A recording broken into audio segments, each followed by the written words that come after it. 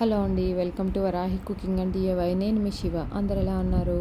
ఈరోజు sambar ready mix ఎలా చేసుకోవాలో చూద్దాము. పప్పు నానబెట్టి ఉడకపెట్టే పని లేకోకుండా సాంబార్ ఎలా చేసుకోవాలో చూద్దాము. ఆ పౌడర్తో ముందుగా పొయ్యి మీద ఒక కడాయి పెట్టుకోండి. దాంట్లో కొంచెం ఆయిల్ వేసి ఒక 15 నుంచి 20 అండి. నేను ఇక్కడ బాడిగ మిర్చి తీసుకున్నాను. మీరు సగం బాడిగ మిర్చి సగం గుంటూరుకాయ కూడా తీసుకోవచ్చు, తినే కారాన్ని బట్టి. కరివేపాకు చేతి నిండా తీసుకుని వేసి 2 కరివేపాకు ఎండుమిరపకాయలు 2 గలగల వేగేంత వరకు సిమ్లో పెట్టి ఫ్రై చేసుకోండి. ఇప్పుడు 1/2 కిలో కందిపప్పు తీసుకోండి. కందిపప్పు నేను ఇక్కడ ఆర్గానిక్ తీసుకున్నాను. సిమ్లో పెట్టి ఒక 10 నిమిషాలు కమ్మటి వాసన వచ్చేంత వరకు ఫ్రై చేసుకోవాలి. ఆర్గానిక్ అయినా పర్లేదు, మీకు ఊర్ల నుంచి వస్తే కనుక మందు లేకోకుండా పండించినవి అవైనా పర్లేదు. సిమ్లో పెట్టి చక్కగా మాడకోకుండా ఫ్రై చేసుకోండి. ఇప్పుడు దీంట్లో 3 టేబుల్ స్పూన్లు మినప్పప్పు కూడా వేసి ఇంకొక 3-4 నిమిషాలు ఫ్రై చేసుకోండి. మాడకోకుండా చూసుకోండి. మాడితే మాత్రం మనకి పౌడర్ టేస్ట్ మారిపోతుంది. ఇప్పుడు 3 టేబుల్ స్పూన్లు శనగపప్పు కూడా యాడ్ చేసి ఇంకొక 2-3 నిమిషాలు ఫ్రై చేసుకోండి. సిమ్లోనే పెట్టుకోండి, దగ్గరుండి తిప్పుతూ ఫ్రై చేసుకోండి. ఇప్పుడు దీంట్లో 5 టేబుల్ స్పూన్లు ధనియాలు వేసి మళ్ళీ ఇంకొక 2 మినిట్స్ ఫ్రై చేసుకుని ఇప్పుడు 2 టేబుల్ స్పూన్లు జీలకర్ర వేసి మళ్ళీ ఒకసారి ఫ్రై చేసుకోండి ఒక సెకండ్.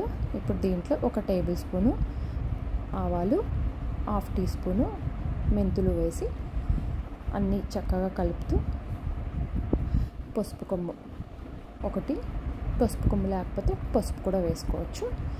బాగా మంచి అరోమా వస్తుందండి, మనకు అర్థమైపోతుంది అప్పుడు ఫ్రై అయినట్టు. చక్కగా కలుపుతూ ఫ్రై చేసుకోండి. ఇప్పుడు దీంట్లో 100 గ్రాములు చింతపండు వేయడం ఇష్టం లేని వాళ్ళు మనం సాంబార్ పెట్టుకునేటప్పుడు నానబెట్టి కూడా గుజ్జు వేసుకోవచ్చు, అది స్కిప్ చేసేయచ్చు. చింతపండు వేసినాక ఇంకొక 2-3 నిమిషాలు ఫ్రై చేసుకోండి. ఫ్రై చేసుకుని ఇప్పుడు దీంట్లో పొయ్యి ఆఫ్ చేసేసి ఇంగువ కొంచెం ఇంగువ, ఆ వేడికి సరిపోతుందండి. గడ్డ అయితే కనుక ఫస్టే ఫ్రై చేసుకోవాలి, కానీ ఇది పౌడర్ కదా. ఇంగువ కొంచెము, ఒక 3 టేబుల్ స్పూన్ కల్లుప్పు వేసుకోండి. ఇది నిలవ ఉంటుంది కదా, ఫ్రిడ్జ్లో పెట్టుకుంటే 3 మంత్స్ వరకు ఉంటుందండి, అందుకని కల్లుప్పు యూస్ చేయండి. అంతా ఒకసారి కలిపేసి ఇప్పుడు కంప్లీట్గా చల్లారనివ్వాలి, పక్కన పెట్టేసేయండి. వేడి మీద వేసుకోకూడదు. ఇప్పుడు చింతపండు కొంచెం పక్కకు తీసేసి పప్పులో ఒకటే ఫస్ట్ గ్రైండ్ చేసుకోండి. చింతపండు కూడా ఫస్ట్ వేస్తే మనకి పప్పులు సరిగ్గా నలగవన్నమాట. నేను 2 రౌండ్లుగా వేసుకున్నాను. ఇలా మరీ మెత్తగా ఏం అవ్వక్కర్లేదు, ఎక్కడన్నా కొంచెం పలుకున్నా పర్లేదండి. అంతా ఇట్లా పౌడర్ చేసుకుని అంతా ఒకసారి కలుపుకోండి. బాగా కలిపిన తర్వాత పొయ్యి మీద ఇప్పుడు ఇంకో కడాయి పెట్టి దాంట్లో ఒక 2 టేబుల్ స్పూన్ల ఆయిల్ వేసి కొంచెం ఆవాలు, ఒక గుప్పుడు కరివేపాకు వేయండి. ఇష్టం ఉంటే కొంచెం ఇంకో కూడా వేసుకోవచ్చు.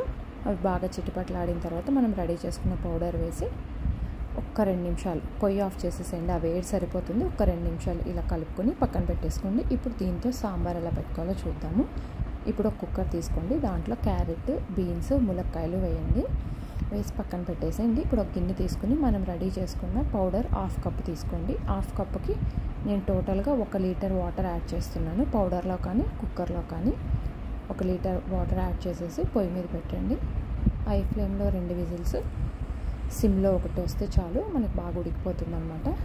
ఇప్పుడు ఆ ప్రెషర్ పోయే లోపల ఇంకో కడాయి తీసుకుని దాంట్లో 2 టేబుల్ స్పూన్లు నుంచి 3 టేబుల్ స్పూన్లు ఆయిల్ వేసి వెల్లుల్లి, కచ్చాపిచ్చాగా దంచిన వెల్లుల్లి, పచ్చిమిర్చి, చిన్న ఉల్లిపాయలు, కరివేపాకు, టమాటా, ఆవాలు, జీలకర్ర ఏమి వేయక్కర్లేదండి, ఇందాక వేసాం కదా, వేసి మూత పెట్టేసేయండి. అవి బాగా మగ్గాలన్నమాట. పెద్ద ఉల్లిపాయలు అయితే మనం ఇందాక ములక్కాయ ముక్కలతో పాటే వేసేసుకోవచ్చు, టమాటా అన్నీ కూడా అలా కూడా చేసుకోవచ్చు.